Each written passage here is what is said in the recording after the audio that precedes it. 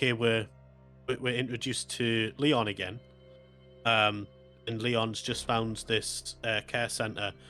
Now we don't know that this is where Grace is. We don't know that Grace is actually in a care center because nothing about this actually screams care center of what the little we've seen. From that, because obviously Leon joins at a different time, in a different sort of time zone when we take back over. And we're greeted by a nurse, and he's been carted off to a room, and it's like, right, okay, so Leon's now in this room and he's waiting for whatever they've got planned for him, as it is. And we're straight into the action with Leon, because we've got chainsaw people to deal with, and other zombies. One thing that I did actually mention, I mentioned it on stream, was that obviously when the nurse leaves and then suddenly we've got this, what was it, code 6 or something like that, and then she comes back in and she's like, Mr. Kennedy, we have to go, or something like that. And like, as soon as the enemies are there, the first thing that I remembered was when Leon met Claire and he went, get down, and shot the zombie in the head. On this occasion, he just allows her to get devoured. So he just allows this, that to happen in that respect. He didn't equip his gun, but you're straight into the action with Leon, and for what could be, depending on the difficulty you played for, this could be a long section, because of the difficulty in harder modes for the chainsaw people. But you get to take out the chainsaw person. You get to take the chainsaw, which is something new as well. That's one of the new things. We're taking the chainsaw off the thing that we've killed, to, well, in some cases progress, which is quite a nice touch, I think. But yeah, obviously I know we spoke about the action quite in depth already, so kind of what we'll do is we'll kind of like say, right, we've had a good introduction to the action sort of thing. We've learned the mechanics that we can and can't do, and in terms of the guns that Leon has, Requiem is the one that we wish we had ammo for. That was the first thing that I thought of when I was using Requiem. I was like, why does this not have lots of ammunition? Because that was the gun that Leon used at the very beginning. It was just like, well, why couldn't you have just used a different gun? I could have had one more bullet for this part. But yeah, it's all right for what it is. Does anybody have like a different opinion in terms of that first sort of action sort of sequence for Leon? I mean, I like the way that the zombies had the knowledge to go and pick up the chainsaw and use it themselves, or if you shot them in a specific way, the chainsaw came flying towards you and the chainsaw spinning, and if you tried to pick it up, it hurt you. You had to wait until it fully stopped before you picked it up. And I kind of liked how in that first little bit where she's like going, doctor, he actually speaks like not like a coherent sentence, but it's like, because he was a doctor, he spoke actual English, that you could understand what he was saying, as if there was some sort of brain still there. Yeah, there's some sort of like human retention. Yeah, which is something that we hadn't really. The only time we've seen that is RE2 remake. Sorry, was it RE2 or RE3? Yeah, with Brad. Yeah. He goes, which was like, what? Like, what? But RE3 remake's got its own issues, so we'll not pick on it anymore than what the world already had. But yeah, so we've kind of seen that. But I guess at that point, Brad had just sort of like turned, I guess, so he might have still had some sort of cognitive memory. Because kind of all he'd done was repeat what Marvin said, right? Yeah. But yeah, but these zombies in RE9, yeah, they're speaking coherent sentences, and they're using chainsaws, but they're not like the Plagas, because the villagers, yeah, they were infected, but they were sort of semi-functioning community until Leon and a couple of Spanish cops came in, right? Yeah. But yeah, these are zombies in the sense that they will try and bite you, or they will use a weapon on you, which is obviously using a chainsaw on you is not a new thing, or a pitchfork or whatever, but it's the way that they're doing it. Yeah. Is what's different, because it's not as controlled as the chainsaw people in RE4. It's like an unpredictable sort of thing. Yeah, I think that's a really good point that you brought up there. The one thing I like to add is like, one, obviously, I bet Leon's thinking, finally, I get to use the chainsaw on these guys, rather than him being the one that's being being chased with a chainsaw. But also what I found really funny is that if you shoot one in the leg that's got the chainsaw in its hand, it will then slide along the floor towards you, like with the chainsaw still in its hand, doing like a Superman towards you, like, I'm still gonna get you. And it's like he's like riding the chainsaw along, and it's so funny. I mean, I also like that when one of the zombies that I had, the chainsaw went through his stomach, and I was like, okay, he's dead. There's no way he's gonna get up, but he still came for me, and I was like, oh, okay, so this is a thing. And then I died because he gave me a massive hug. Yeah. There's lots of massive hugs going on in this game, isn't there? Oh yeah. But yeah, so we've had the action, we've sort of moved on, and it's like, right, okay, now we're going to try and find Victor Gideon, because that's what Leon's task is. His task isn't to find Grace. I need to find Victor Gideon. That's what his mission is.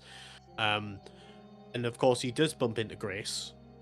And this is where now the time zones are matching each other, because Grace has just used the fuse, and is coming into the actual main part of the care center.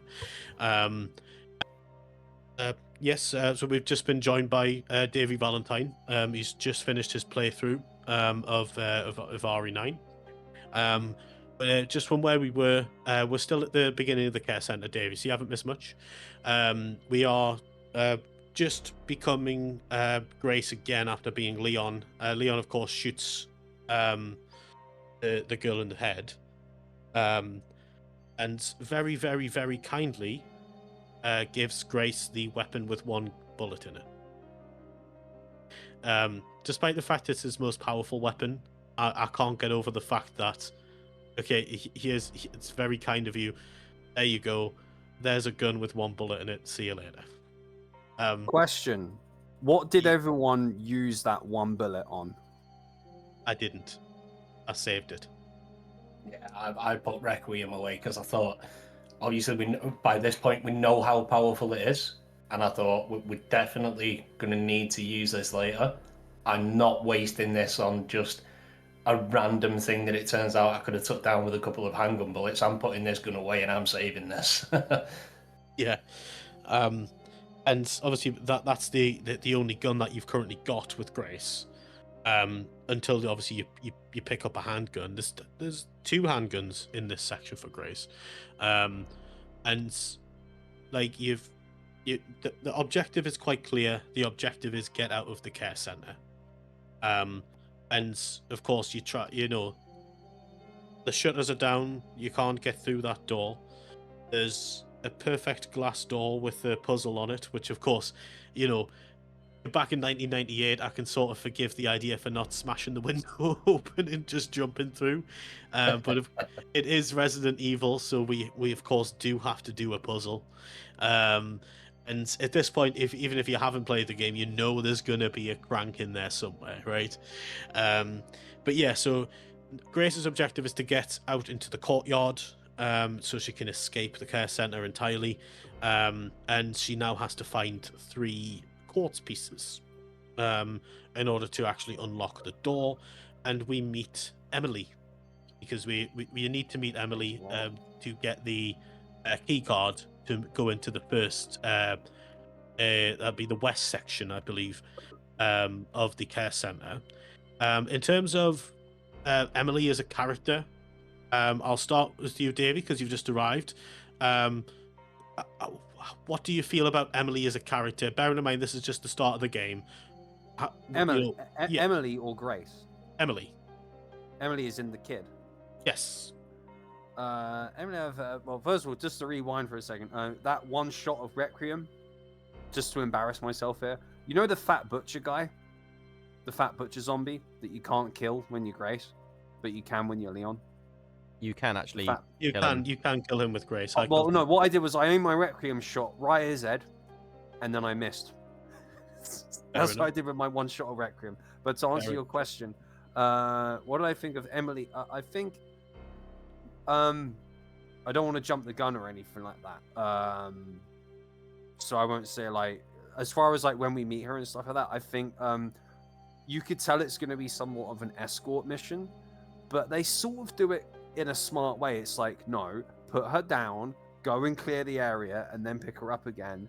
And even then, if she gets attacked, obviously, you know, legally, Emily can't get hit, you know, so obviously Grace takes the damage. Is a bit of a pain in the butt, a little bit, but all in all, as far as escort quests go, it's nowhere near as like painstaking as some other games that I've played. I think they actually did it in a smart way, and it was sort of like Grace, sort of like, you could tell it was all about Grace sort of like crossing that mother-daughter bond that, like, you know, her mother had with her, and then technically this is sort of like she doesn't know, but you obviously can tell that they look very similar at this point, so you can see that's sort of where the story's going. So you can sort of see there's a lot of emotion. I'll be honest, I was getting ready to be really annoyed at Emily, and I honestly wasn't. I think the way that Capcom designed it was really smart.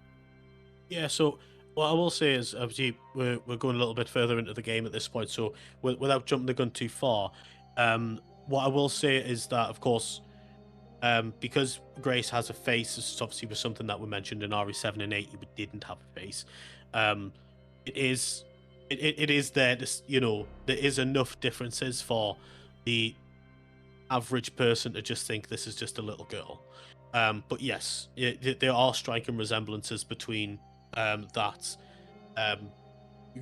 Emily and Grace have, but what we know, because we've already seen the flashback with Alyssa, of that it's in there to that point, because even though there are some sort of similarities in there, in my playthrough, I didn't think that this was going to be that they were going to be like any kind of relation or whatever, as it was, or whatever like that. I thought that pardon, that when she's clearly blind, and that I was like, right, okay, this is going to be something. I thought that we were going to have to get her out of the facility after we'd done the puzzles.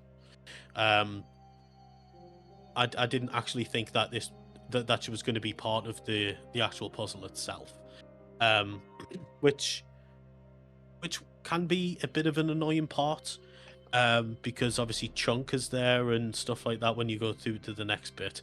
But what we'll do is we'll use the key card, and we obviously that's where we'll meet the butcher. But anybody else sort of like had any like other ideas about what they were going to do with Emily? Because not only in that room, there was a very small hole, which, you know, is there, and another bedroom sort of thing. So like, was there anything else, you know, in terms of the settings and the scenery, that anybody else thought that might have been the purpose? I love the fact that, you know, she's in a room and she's blind. So it made me ask more questions, like, why is she blind? How did she get blind? What is she like involved in the story? And I like the way that, you know, you have to carry her, like you're kind of like in a sister sense, if that makes any sense. Like you kind of feel that connection of the sister, like you have to protect her, you know, because she potentially may have some answers that you're looking for as to why you're here, how did you get here, you know, what's going on, kind of thing. Yeah. Mank, anything else to add on that? I mean, just to sort of echo what Danny said a bit there, like, I feel when you first see Emily, there's definitely a lot of questions that are raised. I think it also adds to the sort of evilness of Umbrella and the sort of subsequent companies that came after Umbrella went bankrupt, because this could just be a knowledge issue here. But as far as I'm aware, this is the first time that you actually see any sort of experiment on human children. And when you see the actual environment that they're in, you know, a big glass tanker, there's only a bed in there, there's two of them, so there was, you would assume that there was another child that was involved somewhere down the line. And it's obviously that they're monitoring to see what happens, you know, what goes on. And for me, it's, I can't even sort of put it into, it made me hate the companies more, if that was even possible by this point after everything that we've seen in the series. I think in terms of what I was expecting, I kind of went an entirely different way, and just because this sort of seems to be the Resident Evil way, I was kind of expecting that at some point we were going to have to control her.